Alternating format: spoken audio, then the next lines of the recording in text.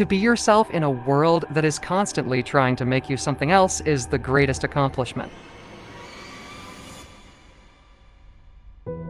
Believe me, no one abuses us more than we abuse ourselves.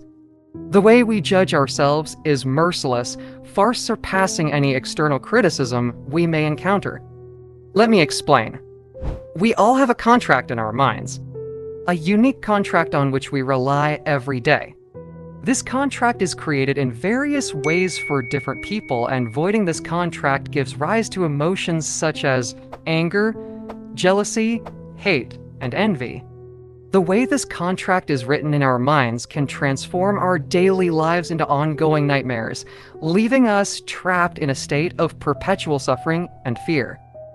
Each person is born with an empty contract, one with no terms, no conditions, and no directions. Funny enough, we are the holders of the contract, and we write the terms in the contract which we divide into sections. As we grow, by the age where we start being aware of our surroundings, we slowly add sections and write terms in the sections. As examples, we might have a section for family, another section for school, another section for relationships, and so on. How do we write the terms? Well, like I mentioned, it all depends on what we go through daily.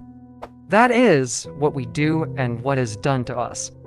Under the relationship section, we may, for example, write, "I don't know how to cook," which may be something that was said to us by our partner, hence we make an agreement in the contract which is, "Never cook for anybody because I don't know how to cook." What other example can you think of? "I don't look good with makeup." Hence, never apply makeup, or another example may be, "I am not good in math." Hence, skip all math classes. This contract that we have made clouds our perception and hinders our ability to truly see. We clinch to the need to be right and to make others wrong, for example, because we have placed unwavering trust in our own written terms, which ultimately leads to suffering. This contract is our personal construct of life, a culmination of our beliefs, agreements, and concepts about who we are, our relationships with others, and even our connection with a higher power.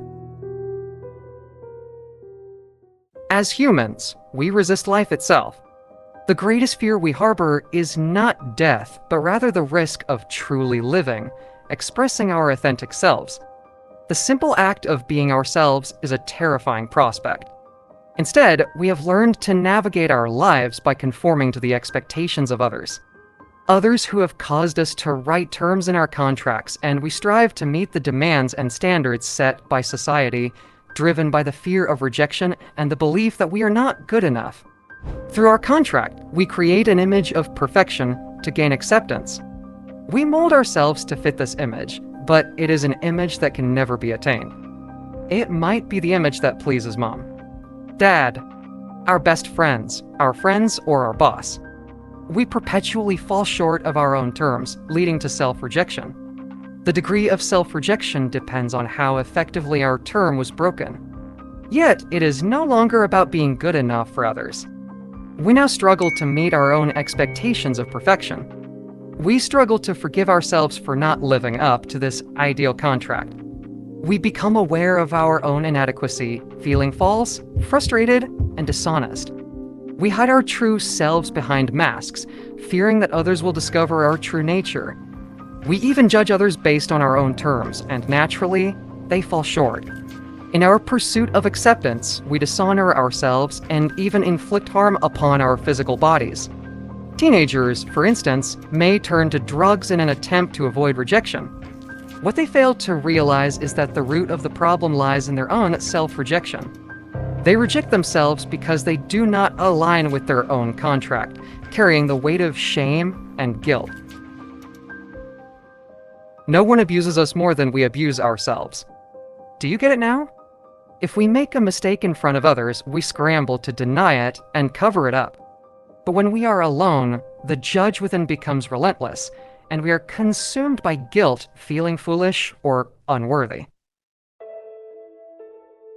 Throughout our lives, we have subjected ourselves to endless self-abuse, driven by the contract that we have constructed. While some may claim to have been abused by others, the truth is that we inflict far greater harm upon ourselves. We have become accustomed to this abuse to the point that we tolerate it from others. If someone abuses us slightly more than we abuse ourselves, we may choose to walk away. However, if someone abuses us slightly less, we may remain in that relationship, enduring the mistreatment indefinitely.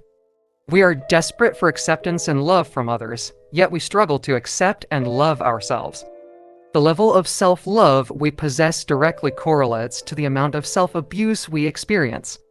Self-abuse stems from self-rejection, which, in turn, arises from the unrealistic images of perfection we hold.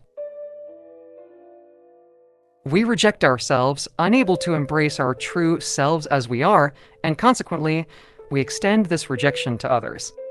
The question we should ask ourselves now is, am I comfortable with the person I am with when I am alone? If not, then proper action must be taken to start embracing the person. Please leave a comment, for I am eager to know what you think about my point of view.